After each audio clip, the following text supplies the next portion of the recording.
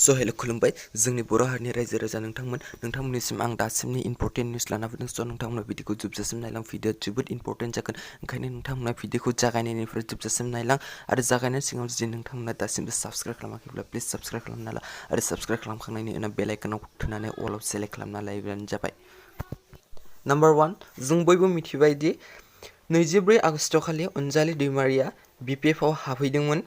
बे BPFआव हाबनायनि गुबै जाहोनानो जादोंमोन UPPL हान्जानिफ्राय बिथाङा टिकेट मोनाखै।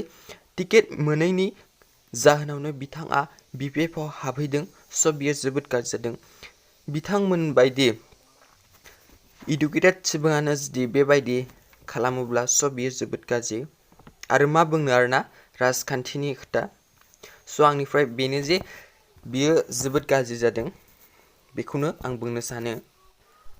नाम्बार 2 कर'ना भाइरास एबा COVID-19नि जोहै थाखो 10 आरो 12नि सिलेबास, जाय सिलेबासखौ बिथांमोना 30% खमायना होबाय। आरो बेखौ जोंनि आसाम सरकाराबो थाखो 10 आरो 12नि सिलेबासखौ 30% खमायना होबाय, 30% खमायना होबाय। बियो मोजां, मानो होनब्ला दाथ' जों बयबो मिथिखागौ क्लास लानो हायाखै, स्कुल खुलियाखै।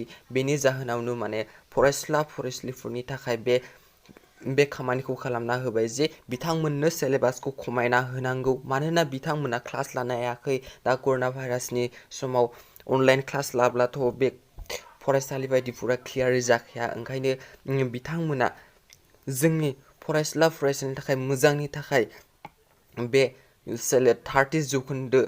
30% सिलेबासखौ खमायना होदों। बियो जोबोद मोजांनि खोथा।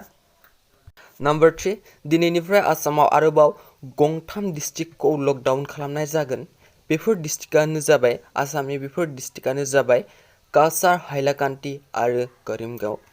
बेनि डेटआ जाहैबाय खुलिगोन 4 सेप्तेम्बरसिम बेखौ लकडाउन खालामनाय जागोन। मानो होनब्ला बे गंथाम डिस्ट्रिक्टआव बांद्रायसो जागासिनो दं कर'ना भाइरासआ। बिनि जोहैनो माने दिनैनिफ्राय 4 सेप्तेम्बरसिम बे गंथाम डिस्ट्रिक्टखौ लकडाउनाव दोननाय जागोन। नाम्बार 4 बाइक आरो स्कुटि लायोब्ला नोंथांनि थाखाय जोबोद मोजां खौरां। बाइक आरो स्कुटिनि GSTखौ खमायना होदों। गंसे नोंथाङा जुदि बाइक लायोब्ला अब्ला नोंथाङा बे बाइकनिफ्राय नोंथाङा 10,000 एबा 12,000 बेबायदि रांखौ नोंथाङा सहाय मोनगोन। नोंथाङा बेनिफ्राय खमै मोनगोन। आरो नोंथाङा स्कुटि लायोबाबो बेबायदिनो नोंथाङा 10,000 12,000 बेबायदि खमैनो मोननो हागोन। नाम्बार 5 जोबोद दुखु आरोना, आसामाव मैया कर'ना भाइरास जानानै 14 सुबुङा जिउ खोमानो गोनां जादों।